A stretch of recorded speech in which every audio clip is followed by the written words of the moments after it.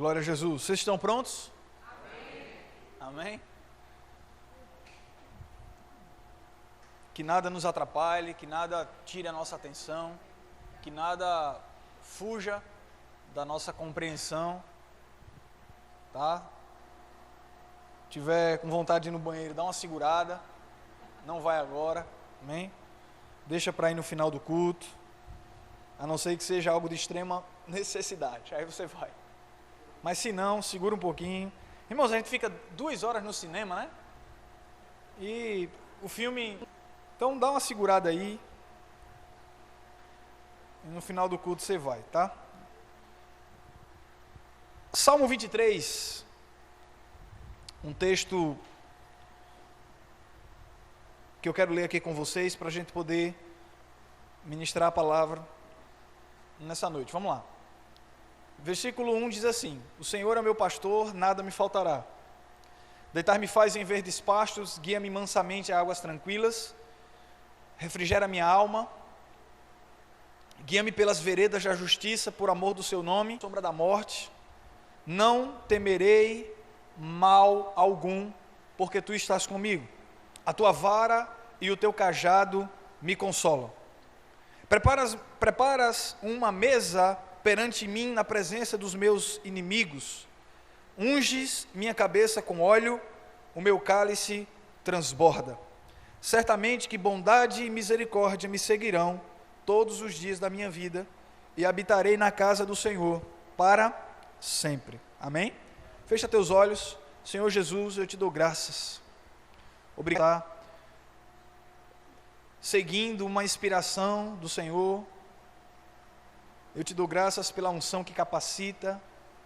Eu te dou graças, Senhor, pelas ferramentas que o Senhor colocou em minha vida. Eu me faço um instrumento nessa noite, para que esse povo possa sair desse ambiente cheio de sabedoria, cheio da Tua palavra, enriquecidos pelo conhecimento do Evangelho, que é o poder de Deus para a salvação. Eu te dou graças por essa oportunidade rica que o Senhor me concede. Obrigado, Jesus. Amém. Estão comigo? Amém. Esse texto, né, muito conhecido, se a gente parar para analisar um pouquinho, as crianças da nossa salinha conhecem esse texto, né? Talvez não o capítulo inteiro, né? Mas esse primeiro versículo é conhecido demais. A gente vê ele nos para-brisas dos carros, né? A gente vê nas redes sociais, frases de efeito. Mas eu queria trazer uma abordagem aqui, que porque um versículo é muito conhecido, não tenha nenhum tipo de enriquecimento de lições que a gente pode tirar de um texto assim. E eu quero te dizer, irmãos, que não despreze um texto só porque ele é conhecido. A gente pode sim tirar muitas lições. Eu quero, né, por meio da ajuda do Espírito Santo, eu quero extrair desse texto, versículo por versículo, muitas lições que a gente pode aplicar na nossa vida, amém? Então a gente sabe que Davi era um pastor de ovelhas antes de ser ungido por Deus para ser rei. A gente sabe que o ofício de Davi era pastorear as ovelhas. O encontra nesse lugar, amém?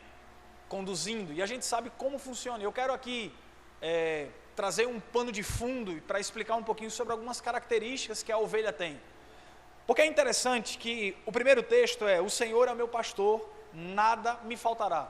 E talvez a grande parte da compreensão das pessoas acerca desse primeiro versículo seria dizer que nada vai faltar fisicamente, nada vai faltar, não vai faltar provisão, não vai faltar, interpretam como se eu fui de vida. Talvez essa seja a compreensão que a maioria das pessoas tem quando leem esse versículo, né? O Senhor é meu pastor, nada me faltará, então não vai faltar nada para mim, eu vou ser uma pessoa enriquecida, eu vou avançar, eu vou prosperar e aquela coisa toda. Então é sempre associado a coisas, amém? É sempre associado a coisa física, né? E não é isso que o texto está dizendo. Quando a gente lê mais uma vez, lê de novo, vai ruminar o texto, vai meditar, a gente vê que não é isso a compreensão do salmista. O Senhor é meu pastor, e quando a gente vai pegar esse texto no original hebraico, né, a gente vê que o Senhor é meu pastor, de nada tenho falta. Amém? E quando a gente vai entender isso, a compreensão é outra, porque não é nada físico que pode faltar. Não, isso pode até faltar, mas o que me é suficiente é a presença do pastor. Olha só, o Senhor é meu pastor, nada me faltará. Ou seja, quando a gente lê o texto certinho, empregando a vírgula direitinho, cada coisa no seu lugar, a gente vê que é o seguinte: o Senhor é meu pastor, nada me faltará. Ou seja, o que me satisfaz é o pastor sempre do meu lado. Então o bom pastor, que é Jesus, amém? Em João capítulo 10, Jesus, ele mesmo diz que ele é o bom pastor. E fala que o pastor dá vida pelas ovelhas, que as ovelhas conhecem a sua voz e seguem. Estão comigo? Então, o bom pastor, que é Jesus, ele é suficiente. Você pode declarar isso comigo, diga assim: Jesus, ele é suficiente. Então a gente precisa avançar nessa compreensão, porque muitas vezes, no decorrer da nossa vida, e eu não digo só apenas vida cristã, dentro da igreja, mas fora dela também, a gente tem muita coisa que tal do que é a suficiência de Cristo nas nossas vidas. Então a gente precisa sempre, eu digo a gente porque eu quero me incluir nessa mensagem, amém? Eu estou ministrando aqui, mas o primeiro a receber sou eu que estou ouvindo, amém? Então eu quero me incluir. Muitas vezes a gente diz assim: não, o Senhor é meu pastor, mas às vezes a gente ainda precisa de ornamentos exteriores, coisa física que possa nos suprir, nos abastecer, trazer satisfação plena. E eu quero dizer, irmãos, que só o bom pastor é capaz de trazer. Você pode viver, você pode desfrutar de coisas dessa terra, você pode, avançar, você pode ter um aumento de salário, você pode ser promovido, mas essas coisas, esse tipo de coisa, física, natural, essas coisas normais que o ser humano vive, não é capaz de suprir a vida dele. Você está comigo? Porque a gente vê e a gente olha muitas vezes para o exterior das pessoas e a gente diz assim: não, essa pessoa não é uma pessoa completa. Mas na verdade, irmão, suficiência só em Cristo.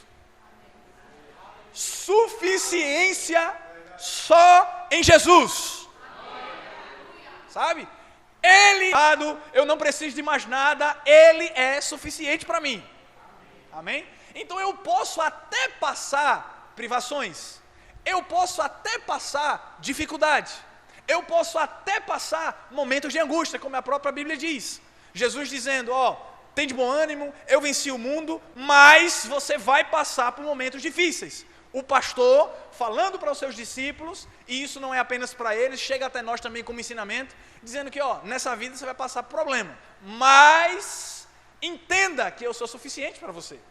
E ele diz assim: tem de bom, sejam felizes, sejam completos, porque a suficiência está em mim, na minha presença. Você não precisa de mais nada, irmão, para ser feliz. Jesus já te completa. Jesus já é suficiente para você. Amém? Nós não precisamos de alegria externa, nós não precisamos de nada natural, nós não precisamos de uma condição física para sermos completos, né? Muitas vezes a gente precisa muito de que o dia dê tudo certo, de que as coisas funcionem como a gente gostaria, de que tudo vá bem, mas eu quero dizer que mesmo que as coisas não estejam bem, Jesus... Não, irmãos, deixa eu dizer uma coisa para você: tudo dando certo ou não, Ele é bom. Com problema ou sem problema, Ele permanece bom. Ele é bom. Aquilo que a gente passa nessa terra não muda quem Deus é, irmão. Deus permanece bom. Ele é amor. A essência do caráter de Deus é bondade. Você está comigo? Olha só: o Senhor é o meu, de nada tenho falta, nada me faltará. A esse pastoreio, isso é importante, porque se eu não me submeto a esse pastoreio, não tem como ele me completar de tudo. E como é que eu me submeto a esse pastoreio? É quando eu nasço de novo, é quando o Espírito Santo vem fazer morada no meu coração, e eu entendo a vida que eu preciso viver hoje. Quando eu me submeto a esse pastoreio, o Senhor me completa de tudo e eu não preciso mais nada. Você está comigo? E a gente vai ver isso na vida de Pedro, a gente vai ver isso na vida do apóstolo Paulo no Novo Testamento. Quando Paulo vai falar lá em Filipenses capítulo 4, dizendo assim: gente, tudo posso naquele que me fortalece. Eu estou passando privação, mas Ele continua sendo fiel. Eu estou passando privação, mas entenda, olha só, aquele apostolado, ele diz assim: não consultei carne nem sangue. Não. E quando a gente vai ver alguns aspectos a característica de alguns homens de Deus na nova aliança, a gente vai ver que eles eram supridos de tudo. E eles passavam por muitos problemas. Mas não era isso que era um impedimento para eles pararem. Eles estavam em Cristo. Amém? Versículo 2. Deitar-me faz em verdes pastos, guia-me mansamente a águas. Vamos dar uma paradinha por aí. Muito peculiar. Você está comigo? Ovelha que é ovelha, não come qualquer coisa.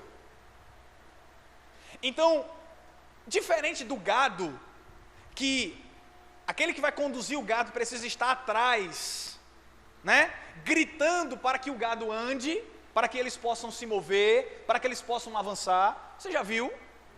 Quando você está diante, né,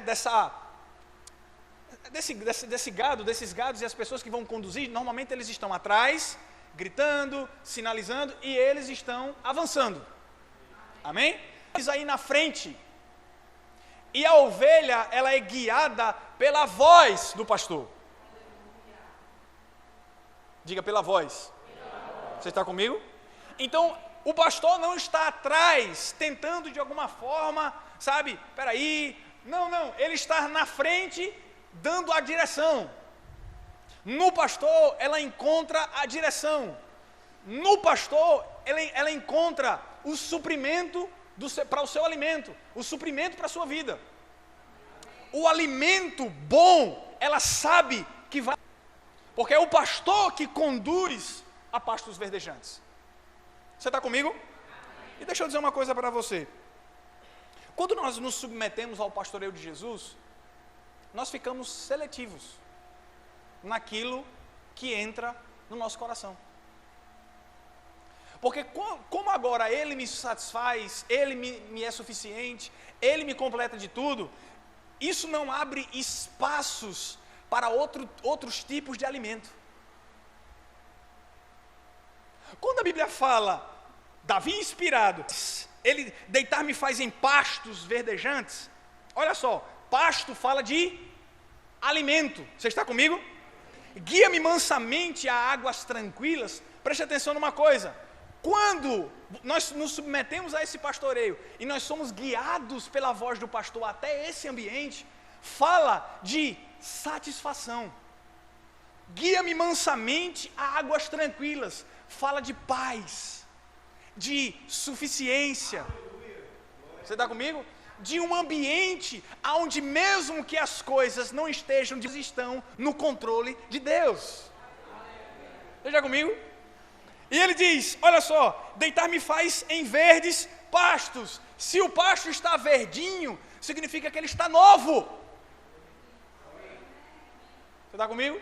Significa que ele está novo, que ele está bom, que ele, sabe, ele seletivamente, o pastor escolhe a melhor refeição para que a ovelha se farte. Agora, muitas vezes, e eu quero trazer esse contexto para a nossa vida, nós não estamos nos submetendo a esse pastoreio e nós estamos abrindo a mente para outros tipos de alimento. E a palavra de Deus, que é a referência de alimento, e o próprio Jesus disse que Ele é o pão vivo que desceu do céu. A gente sabe que a referência do alimento é o próprio Jesus. Ele disse, aquele que não comer da minha carne, não beber do meu sangue, não tem parte comigo. Ou seja, na referência do Evangelho, Jesus é o alimento. Ele mata a fome, Ele mata a sede. Está comigo? E muitas vezes nós não estamos nos submetendo, a partir do momento que nós deixamos outros tipos de influência entrarem, por meio de pensamentos, por meio daquilo que vemos, por meio daquilo que nós deixamos passar. Alimentamos muitas vezes, irmãos, mais a carne do que o espírito. Você está comigo? Aí eu quero te fazer uma pergunta. Que tipo de influência tem chegado até a sua mente nesses dias? Que tipo de alimento você tem colocado dentro de você? Sabe? Porque se nós nos submetemos ao pastoreio de Jesus, Ele tem pastos verdejantes. Ele me faz repousar em águas tranquilas. Ele me guia a esse ambiente. Ele está tomando conta, sabe, de ao corresponder à sua voz, eu esteja sendo dirigido até esse lugar. Que uma das características da ovelha é que ela não tem boa visão, mas a sua audição é aguçada para ouvir a voz do pastor e seguir. Agora, que tipo de alimento a gente tem colocado? Que tipo de alimento a gente tem verdadeiramente colocado dentro da gente? Dentro da nossa vida, dentro das nossas emoções? Porque, irmãos, deixa eu dizer uma coisa para você. Jesus falando acerca dos olhos, ele fala uma coisa interessante. Ele diz assim: se os teus olhos forem bons, todo o teu corpo será bom. Ou seja, a influência da informação vem por aquilo que vemos e por aquilo que ouvimos. E muitas vezes nós estamos ouvindo a coisa errada e vendo a coisa errada. E nós queremos que produza fé. Mas a Bíblia diz em Romanos capítulo 10, versículo 17, que a fé vem pelo ouvir e ouvir a palavra de Deus. Ou seja, o alimento, o suprimento, a força, não vem por ouvir outra coisa, mas ouvir a palavra. Você está comigo? Então, não espere. Irmão, deixa eu dizer uma coisa para você. Se a gente gasta tempo com a coisa errada, a gente não vai estar forte em Deus, querido. Não vai. Nós não vamos estar prontos para verdadeiramente resistir, como diz em Efésios capítulo 6, resistir ao diabo. Você está comigo? Não, pastor, mas eu vou resistir, ele vai fugir. Só que a gente esquece do sujeitável expôs a Deus. Eu sei que se a gente resistir ao diabo, ele vai fugir. Só que antes o texto diz: se sujeita a Deus. Se sujeita ao pastoreio de Jesus. Amém. Aleluia. Aleluia. Você está comigo? Diga para o seu irmão, dá uma olhadinha assim, diga assim: só começou. Uma das características da ovelha, número 1, é que ela conhece o pastor.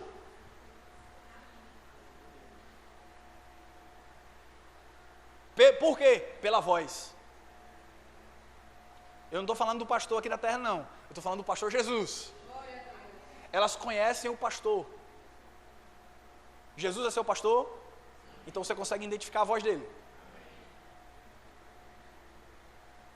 Então, muitas vezes, nós não estamos conseguindo ser guiado a esse ambiente de águas tranquilas, como o salmista fala, porque não estamos conseguindo discernir aquilo que Deus está falando. E como é que discerne a voz de alguém? É quando você gasta tempo com esse alguém. Porque a melhor forma de conhecer Jesus é pela palavra. A melhor forma de conhecer Jesus é pela palavra, é pela oração, é pela comunhão com Ele, é quando nós gastamos tempos com aquilo que Deus ama. Você está comigo? Amém? Amém? Pastor, como é que eu conheço Jesus? Bíblia. Pastor, como é que eu conheço Jesus? Comunhão, oração. Quando nós mergulhamos no ambiente dEle. Está comigo? Aleluia. Conhecer a voz do pastor. A ovelha, ela é um animal totalmente domesticável. Ou seja, ela não é bruta. Ela não é... Você não tem dificuldade de conduzi-la. Você não tem dificuldade de dirigir. A ovelha, ela é um animal manso. Que o pastor, ele não tem dificuldade de, verdadeiramente, se ela está saudável, levá-la a esse ambiente. Você está comigo? É um animal totalmente domesticável, onde a sua característica principal são os ouvidos aguçados. Mas, se ela consegue identificar a voz do pastor, o pastor fica tranquilo. Ele pode ir na frente, que essa ovelha vai ouvir a voz do pastor e vai seguir. Você está comigo? Amém? Aleluia, aleluia, aleluia, aleluia. Glória. Eu queria ir para o próximo texto, vamos lá. Versículo 3 diz assim: refrigera minha, guia-me pelas veredas da justiça. O primeiro é, refrigera minha, glória a Deus, aleluia, aleluia, aleluia. Quando o salmista diz, refrigera a minha alma, a palavra refrigera, ela tem diversos significados. Mas para mim, o que eu mais me apeguei, o que eu mais o que eu mais me associei ao significado, é o seguinte, olha só. sensação, é uma sensação agradável, bálsamo, alívio, consolo. Tudo isso são sinônimos que eu falei. A palavra refrigério, ela tem esses significados: consolo, alívio, uma sensação agradável. Quando o salmista diz, refrigera minha alma, ele está dizendo que a alma que é tão tendenciosa para o pecado, que a alma que é representada em toda a Bíblia pela mente, né? A alma que é representada pelas emoções, pela mente, que é tão tendenciosa a estar nos inclinando ao pecado. Você está comigo?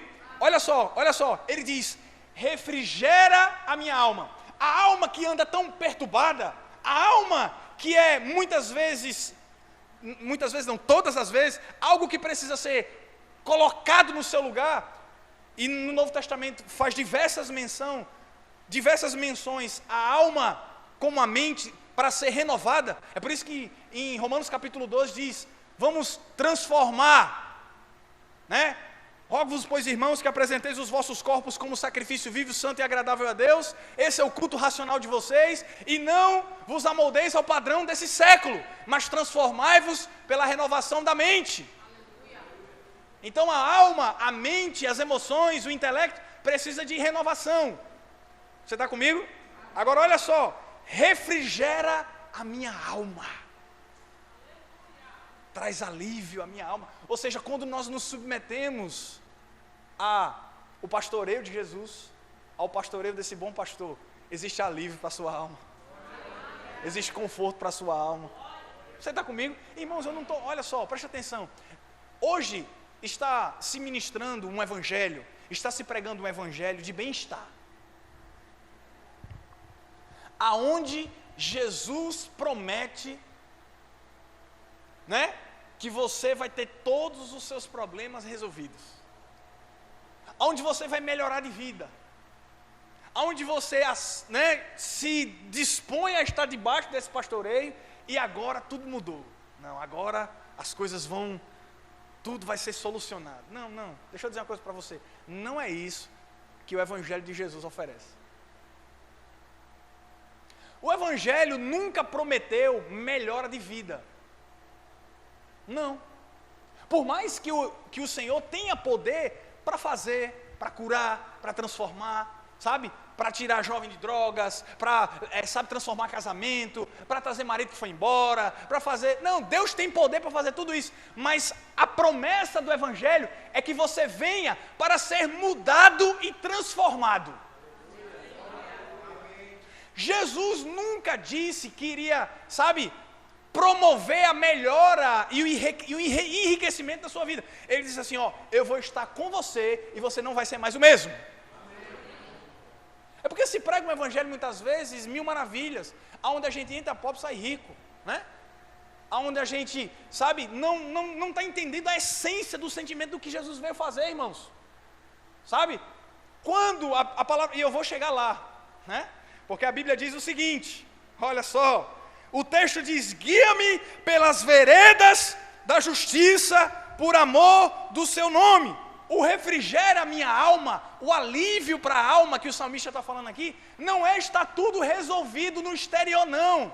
É que mesmo tudo estando um caos aqui fora, a minha alma está em paz, porque eu estou debaixo do governo desse pastor. Você está comigo? Não é essa promessa triunfalista, onde eu vou estar no topo toda hora, onde eu vou estar por cima toda hora. Não, Jesus disse assim, você vai ter momentos que você não vai querer, que você vai estar para baixo, que você vai estar triste, vai ter momentos que você vai chorar, vai ter momentos de dor, mas eu vou estar com você. Essa é a promessa. A promessa do evangelho é essa, é que ele não nos deixaria sozinhos. Essa é a promessa do evangelho. É por isso que ele diz, deitar-me faz, eu passei dessa parte já, refrigera minha alma, guia-me pelas veredas da justiça. Você está comigo? Essa parte é linda. Quando nós nos submetemos ao pastoreio de Jesus, tem alívio para a nossa alma? Tem. É por isso que a paz, que a Bíblia diz em Filipenses capítulo 4, versículo 7, que a paz que excede todo entendimento, ela é mal compreendida pelas pessoas. E por que ela é mal compreendida? Está tudo dando errado e você está rindo.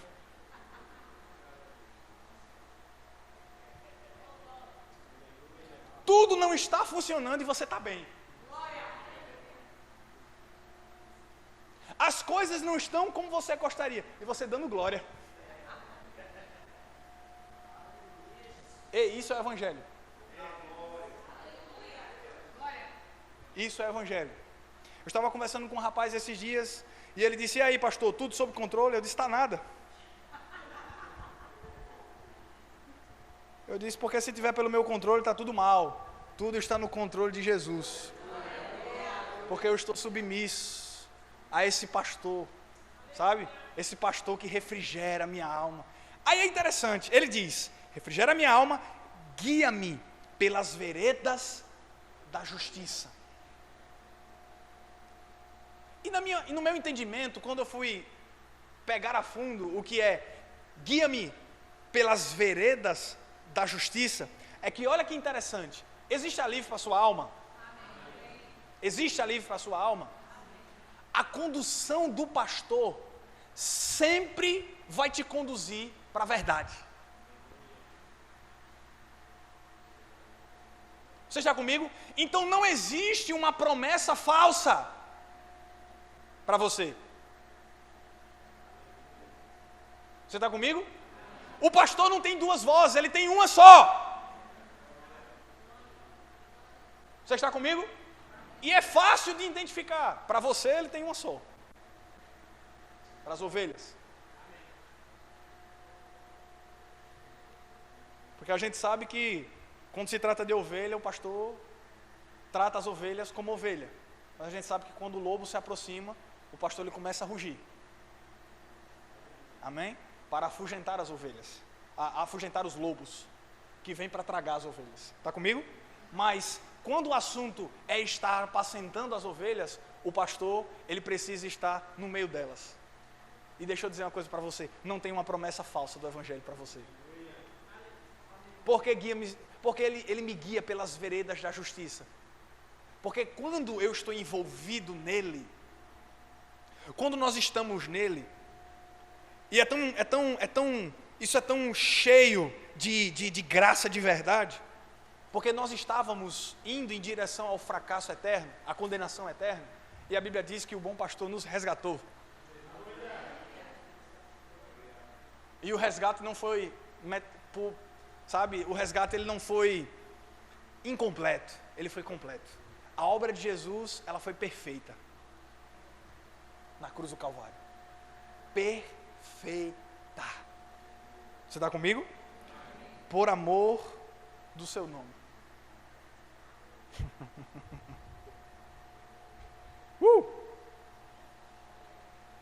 Aleluia. O que é vereda? Caminho. Rumo. Direção.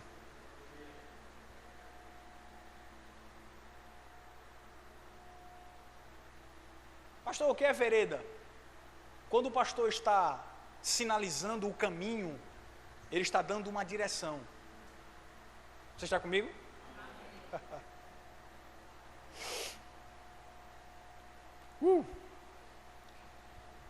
E deixa eu dizer algo para você. Quando ele diz que vai nos guiar pelas veredas da justiça, isso significa que esse caminho está limpo. Pode olhar para o seu irmão e dizer assim: não existe pedras nesse caminho, meu filho.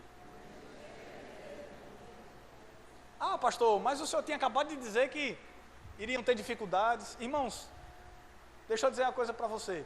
Se nós estamos submissos à voz desse pastor, ele está conosco. E a submissão a esse pastor te priva de tropeçar. Você só tropeça se você não der ouvidos à sua voz. Aleluia.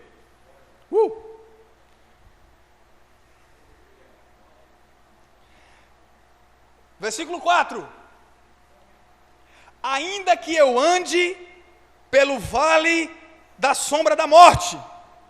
Diga amém. Amém. As ovelhas, elas são ingênuas. Do mesmo jeito que ela tem a aptidão para o ouvir, elas são ingênuas. Então, o pastor, ele precisa estar sempre prestando atenção nelas.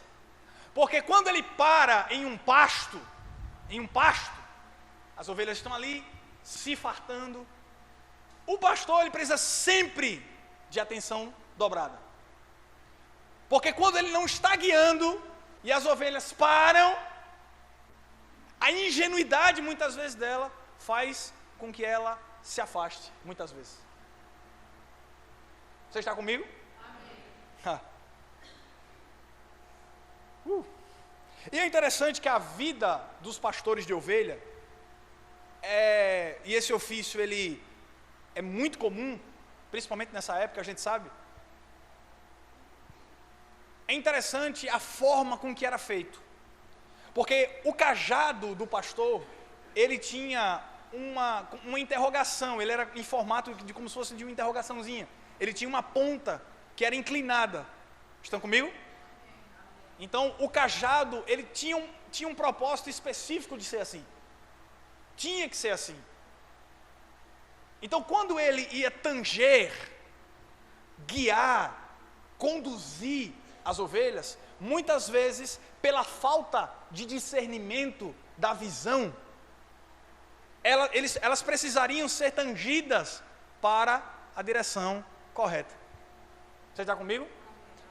Principalmente quando era muita. Amém? Ou seja, o pastor cuida das suas ovelhas para que elas não caiam em lugares de aperto. Agora eu tenho uma contrapartida para tudo aquilo que eu estou falando aqui sobre a questão do vale da sombra da morte. Presta atenção. A Bíblia diz, num texto anterior, que ele nos guia pelas veredas da justiça. Você está comigo? Por amor do seu nome. Aí ele diz, ainda que eu ande pelo vale da sombra da morte, porque o salmista mesmo sabe que mesmo sendo guiado pelas veredas da justiça e tendo a alma saciada, né, ele refrigera a minha alma, ele sabe que tem a possibilidade de em algum momento ele tropeçar. Ele sabe que tem a possibilidade, então ele diz assim, ainda que mesmo com a minha alma suprida, mesmo indo pelas veredas da justiça, mesmo sendo conduzido pelo bom pastor, olha só, ainda que eu ande, não é a regra cair, e eu quero deixar muito claro, o salmista diz, ainda que eu ande pelo vale, mas o caminho é a vereda da justiça, a regra não é o vale da sombra da morte. Você não entendeu não. Deixa eu tomar uma aguinha aqui que eu estou me tremendo.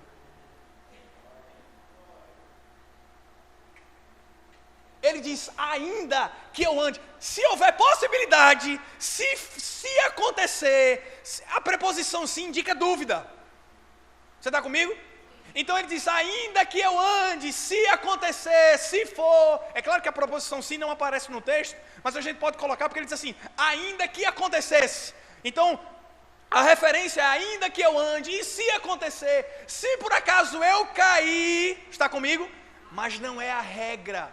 O texto não diz que o pastor vai te guiar pelo vale da sombra da morte. O texto diz que o pastor vai guiar pelas veredas da justiça. Está muito claro isso para você? Porque senão ele tinha dito desde o começo, guia-me mansamente pelo vale da sombra da morte. Olha que coisa linda.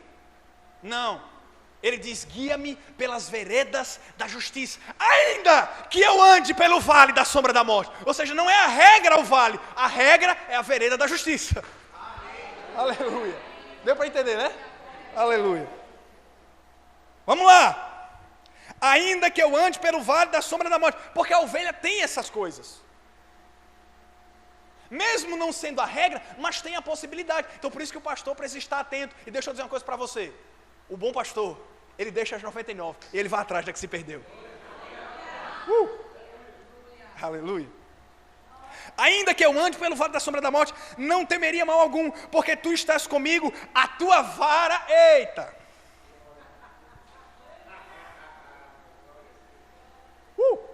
Diga amém. Não temerei mal algum. Não temas, não tenha medo. A Bíblia, em toda ela, de Gênesis a Apocalipse, faz menção para que você não tenha medo. Ou seja, mesmo que haja uma possibilidade de você estar no vale da sombra da morte, não temas, Ele está do seu lado. Amém? Aí ele diz, não temeria mal algum, porque tu estás comigo. Aí ele fala uma coisa interessante.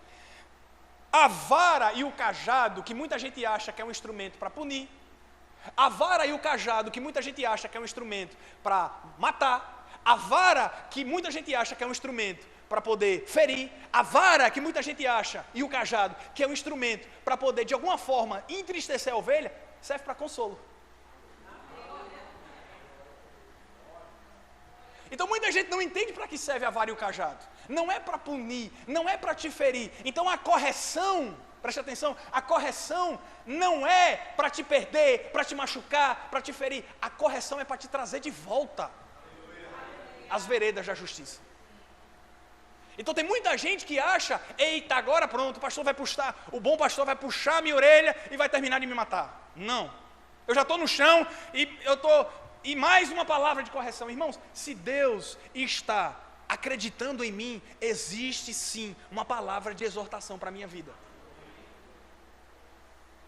Porque deixa eu dizer uma coisa para você, nenhum líder cobra de um discípulo se ele não veja naquele discípulo um potencial. Quando um líder, ele olha para um discípulo e ele vê um potencial, ele cobra, ele exige, ele diz, você pode fazer mais, você pode dar mais, você pode mais do que isso, você pode avançar, você pode ir além do que aquilo que você está indo. Quando um líder, ele olha para um discípulo que tem potencial, ele extrai o máximo da capacidade desse homem ou dessa mulher. Você está comigo? Então o cajado e a vara, que muita gente acha que é para matar, que é para ferir, que é para destruir, é para consolo. Provérbios capítulo 12 diz que o sábio ama a repreensão. Eu quero ler esse texto que eu não quero dar referência errada não. Deixa eu ver aqui. Provérbios capítulo 12 diz, o que ama a instrução, ama o conhecimento. Versículo 1, Provérbios capítulo, não precisa abrir, eu vou citar aqui para você. Provérbios capítulo 12, versículo 1 diz, o que ama a instrução, ama o conhecimento. E o que odeia a repreensão é estúpido. Você está comigo? Ou seja, o cajado, filhinho, não é para te matar, mas é para conduzir você de volta ao propósito. Aleluia. Eu vou continuar. Você está comigo? Versículo 4. Não temerei mal algum, porque tu estás comigo, tua vara e o teu cajado me consola. Prepara-me uma mesa perante mim na presença dos meus inimigos. Eita!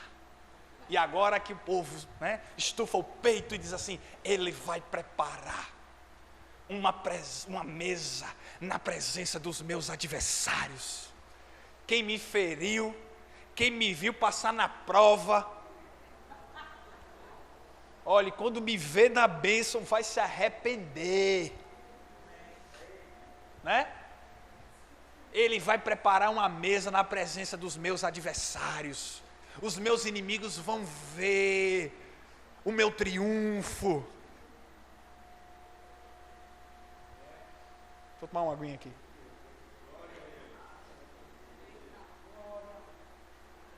Não é isso que o texto está dizendo, não. Preparas uma mesa perante mim na presença dos meus inimigos. Repara uma coisa no texto bem interessante. Preparas-me uma mesa perante mim. Quem vai preparar a mesa? Quem? O Senhor, o pastor. Ele vai preparar uma mesa na presença dos meus inimigos. Olha só, quando a Bíblia fala de mesa, provavelmente, e a gente sabe disso, quando a gente vai pegar referências do Novo Testamento, a gente sabe que tem a ver com comunhão. Mesa, sentar para a mesa, sentar para comer. Prepara-me uma mesa. Em outras versões diz, prepara-me um banquete. Tem alguém aí que tem isso? Pronto, é a mesma coisa. Prepara-me um banquete. Então, faz referência a você estar em comunhão. E provavelmente em comunhão com o pastor que preparou. Porque diz, prepara-me uma mesa perante mim na presença dos meus inimigos.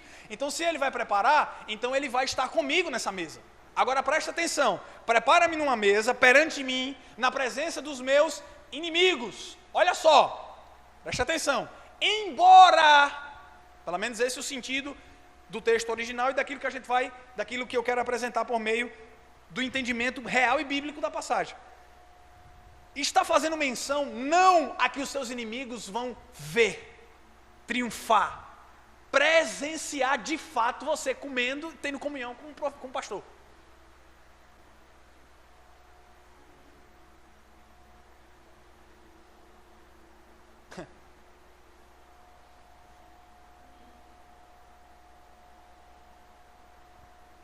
Prepara-me uma mesa na presença dos meus adversários. É que, e pelo menos na minha visão, quando ele fala no texto anterior, vale da sombra da morte, não temerei mal algum, esses inimigos não são pessoas.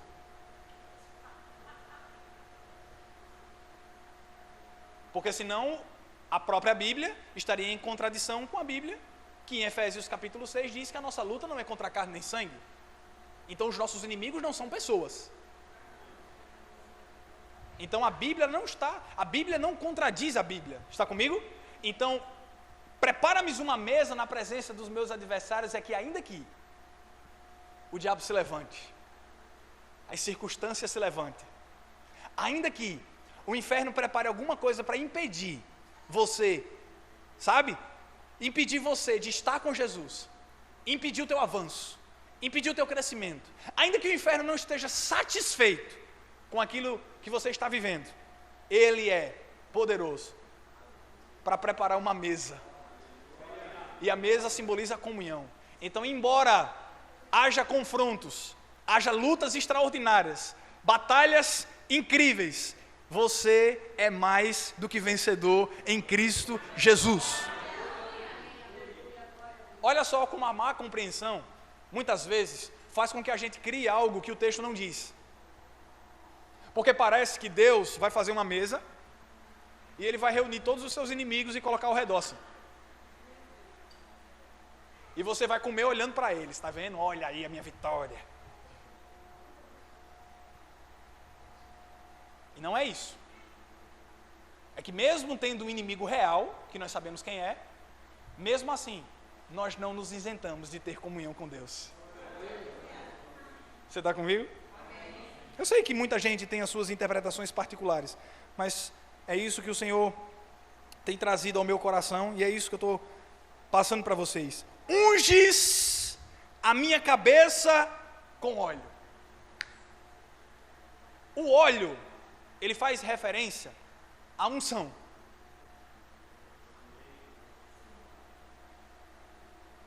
Quando o próprio Davi, inclusive, quando vai ser ungido pelo profeta Samuel, o óleo cai sobre a sua cabeça. Está comigo? O óleo que simboliza a unção. O poder de Deus que cai sobre um homem e sobre uma mulher. Então, quando o profeta Samuel vai ungir Davi, ele pega o chifre de óleo, despeja sobre a cabeça do menino, e a partir dali em diante, Davi começa uma nova fase da sua vida, onde o poder e a capacidade do Espírito Santo caiu sobre a vida dele, e ele começou a vivenciar e a ter experiências diferentes. Você está comigo? A submissão a esse pastor, faz com que a unção nunca saia, nunca seja retirada da sua vida. Pastor, e tem algum momento que essa unção, que essa capacidade, ela pode estar sem influência, sem nenhum tipo de resultado na minha vida? Pode. Existem homens de Deus que tinham a unção sobre a vida dele, mas no decorrer da sua vida, tamanha desobediência, desconexão à voz do Senhor, não estava atentando para a voz do Espírito, para a voz de Deus, e a unção saiu. Você está comigo?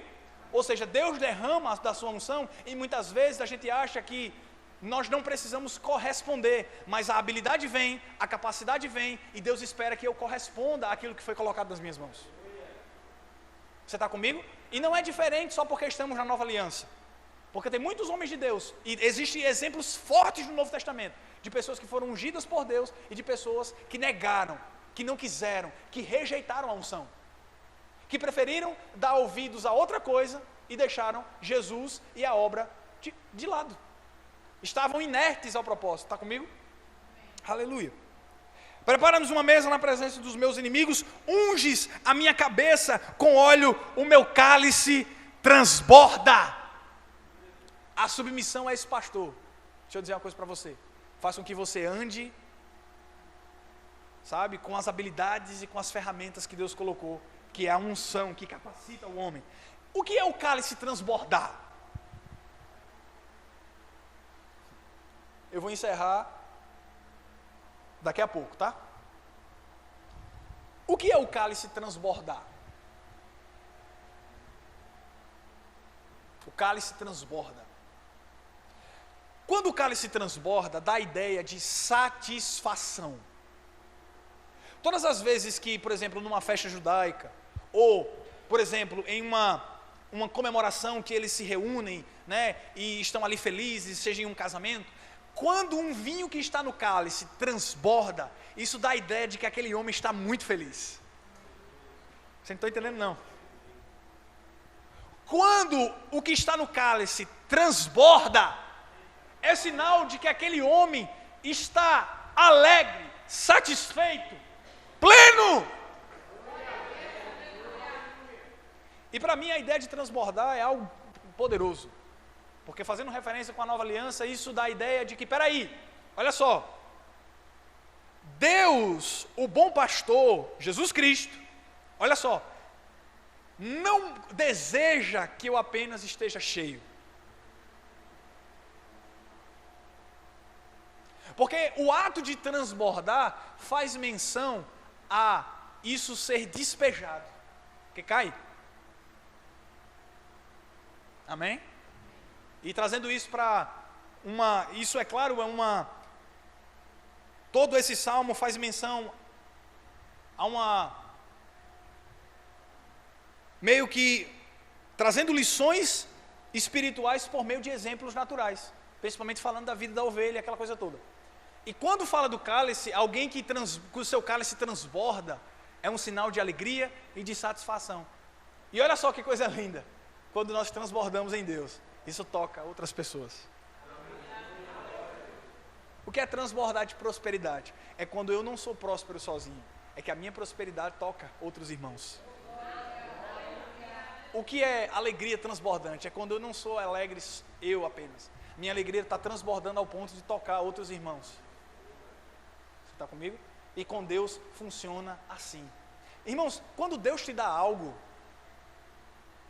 e é impressionante que o texto de Coríntios, que a gente fala sobre oferta, né, um texto, diz assim que Deus é poderoso para fazer superabundar. Você está comigo? Então, olha só, Deus é poderoso para fazer superabundar. Ou seja, quando no que diz respeito a Deus, irmãos, as coisas sempre é para transbordar, é transbordante. A medida de Deus é transbordante. Amém? Unges a minha cabeça com óleo, o meu cálice transborda. Certamente que bondade e misericórdia me seguirão todos os dias. Preste atenção. Preste atenção. Quando a Bíblia fala, em Deuteronômio capítulo 28, se atentamente ouvires a voz do Senhor teu Deus, e obedeceres os seus mandamentos, o Senhor teu Deus te exaltará sobre todas as nações. Bendito serás ao entrares, bendito ao saíres, bendito o fruto do teu ventre, né? Então fala das bênçãos do obediente. Se atentamente o quê? Não só isso, ouvir e fazer. Se atentamente ouvires a voz do Senhor teu Deus e guardar os seus mandamentos, ou seja, fala de praticar, de não só ouvir, mas de guardar, de executar aquilo que está sendo ouvido. Está comigo? Aí diz assim, o Senhor teu Deus te exaltará sobre todas as... Aí vamos lá. Só que depois a gente fica, né? Oh glória, as bênçãos virão sobre mim e me alcançarão, né? Glória a Deus, isso é uma realidade. Mas preste atenção que depois vai falar sobre as maldições do desobediente. Aí do mesmo jeito que você é abençoado ao entrar, abençoado ao sair, tal, aquela coisa toda, vai falar sobre a maldição de quem ouve e de quem não segue as instruções do Senhor teu Deus. Você está comigo? Ah, pastor, mas hoje nós estamos na graça, Jesus morreu na cruz, nós não estamos mais sobre o governo da lei, sobre o regime, né, dos dogmas da lei. Concordo, mas preste atenção numa coisa, certamente que bondade e misericórdia me seguirão todos os dias. Se nós estamos sendo guiados, e o texto todo do Salmo 23 faz menção a você estar debaixo desse pastoreio. Ou seja, a ovelha, ela não vai ser bem sucedida de forma independente. A ovelha, ela não vai ter sucesso sozinha. A ovelha, ela não pode ser autossuficiente. A ovelha não tem comida se ela estiver só. Se ela estiver só, ela não consegue nada, ela não consegue comer, ela não consegue andar, não consegue seguir, ela não consegue ter uma direção. Sozinha, ela não vai para lugar nenhum. Está comigo? Aí olha o que o texto diz, certamente bondade e misericórdia me seguirão. Por que me seguirão? Porque a bondade e a misericórdia, que são dois atributos de Deus, bondade e misericórdia, Deus é misericordioso? Sim. Aleluia. Deus é bondoso? Sim. Aleluia. Quem ama é bom. E quem usa de misericórdia, porque também é bom, e tudo isso vai culminar no amor, e o amor é um atributo de Deus. Você está comigo? Então bondade e misericórdia é algo que faz parte da essência do caráter de Deus. Agora preste atenção, ele diz, certamente bondade e misericórdia me seguirão todos os dias. E por que me segue todos os dias? Por que bondade e misericórdia me seguirão todos os dias? Porque eu estou debaixo. Porque eu estou sendo guiado. Porque eu não tenho... Irmãos, quando nós estamos guiados, nós não temos problema, olha só, nós não temos problema, sabe, de pasto ruim, de comida velha, nós não temos problema com, sabe, irmãos, de uma mesma fonte não pode brotar água doce e água salgada. Se nós estamos debaixo da influência desse pastor, tem pastos verdejantes. E bondade e misericórdia me seguirão todos os dias da minha vida. E por que me seguirão? Porque eu estou ouvindo e estou atendendo, praticando, vivendo.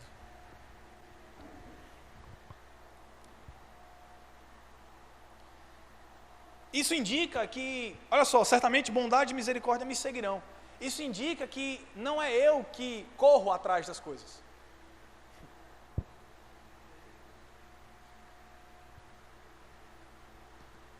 Tem crente que corre atrás de bênção direto.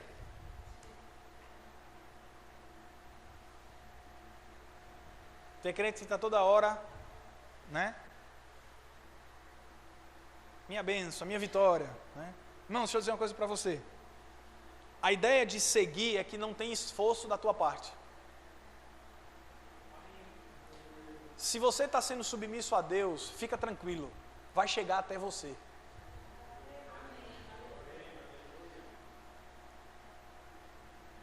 Você está comigo? Está fazendo tua parte? Você está amando Jesus? Está sendo fiel a Deus? Está correspondendo à voz do pastor? Não se preocupa não, vai chegar até você. Sabe qual é o problema? É que muitas vezes nós queremos ensinar Deus a fazer. Eu já disse isso várias vezes aqui. Você ora pedindo, entregando nas mãos de Deus algo, mas você não entrega. Senhor, eu entrego isso em tuas mãos, Pai. No outro dia você está resolvendo. Não é assim? Senhor, eu entrego em tuas mãos, Pai. No outro dia você vai ligar para fulano. Não, porque fulano vai me ajudar. Irmãos, vai chegar até você. Eu não estou dizendo isso que você vai ficar relaxado em casa esperando. Não estou dizendo isso não. Você está fazendo a sua parte? Você está fazendo aquilo que Deus espera de você? Você está sendo fiel à palavra? Fica tranquilo. aprende a agir na hora que tem que agir e a esperar na hora que tem que esperar. Agir na hora que tem que agir e esperar na hora que tem que esperar. Você está comigo? Aleluia. A bondade e misericórdia vai te seguir todos os dias, irmão. Vamos lá. E habitarei na casa do Senhor para sempre. Para sempre. Porque, olha só, se eu tenho tudo isso, eu ia dizer autossuficiência, misericórdia. Se eu tenho essa plenitude do pastor em mim, que o pastor me supre de tudo, o que é que uma ovelha assim mais quer? É nunca sair de perto desse homem.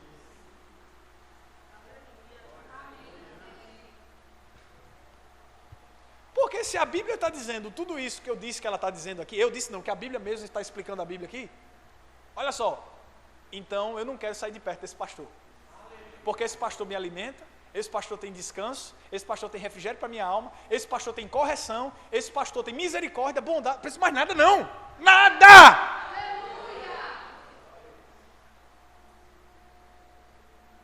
O problema é que o mundo está cheio de prazeres, o mundo está cheio de prazeres, o mundo está cheio. O mundo está oferecendo, sabe, fama, o mundo oferece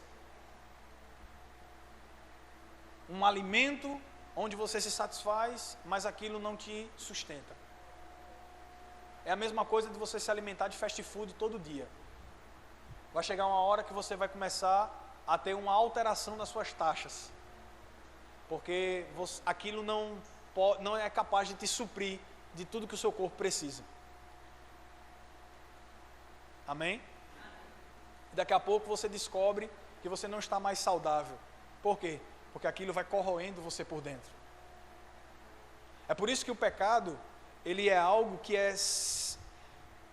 Por muitos teólogos é dito isso, e eu quero replicar aqui, eu faço coro com eles, que o pecado, ele é simbolizado como câncer. E o câncer ele é uma doença que muitas vezes é silenciosa. Mata e vai matando por dentro. E às vezes quando a pessoa vai descobrir, já está em estado final. Então o pecado é assim. Porque, irmãos, deixa eu dizer uma coisa para você. Se o salário do pecado fosse depositado na hora, ninguém pecava. Então o salário do pecado, que um dia vai ser depositado, ele não vai ser depositado assim que a pessoa peca. Entendeu? É como um cartão de crédito, a pessoa vai gastando, mas chega a hora que a fatura vem. E você tem que pagar. E como é que paga? Então eu quero trazer para vocês aqui a seriedade de estar debaixo, de estar submisso à voz desse pastor. Você está comigo? Então se o pecado é como câncer, e só Jesus traz a saída, o tumor é maligno, mas Jesus tem a cura.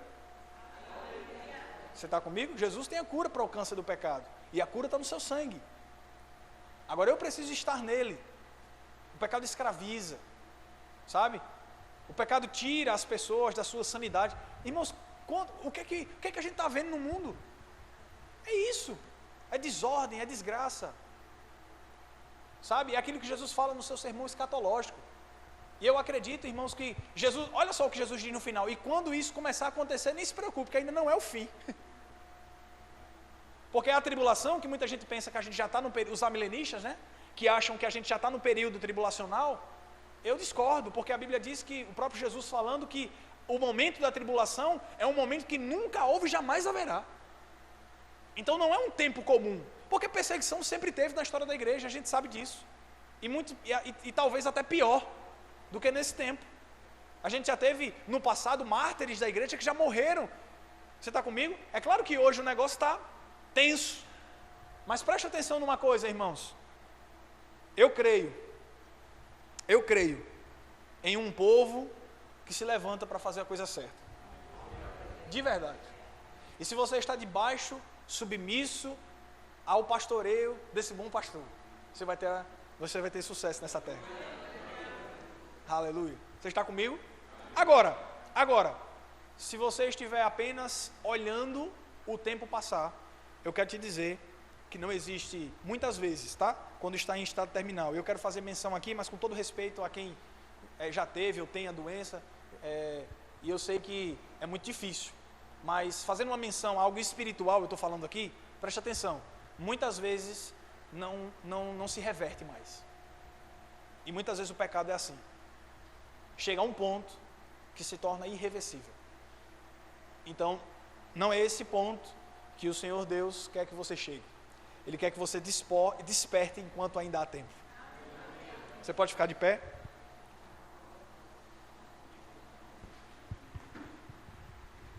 Vem o Ministério de Louvor para cá.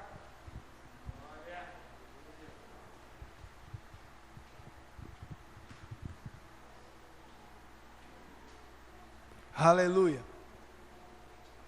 Aleluia. Glória a Deus.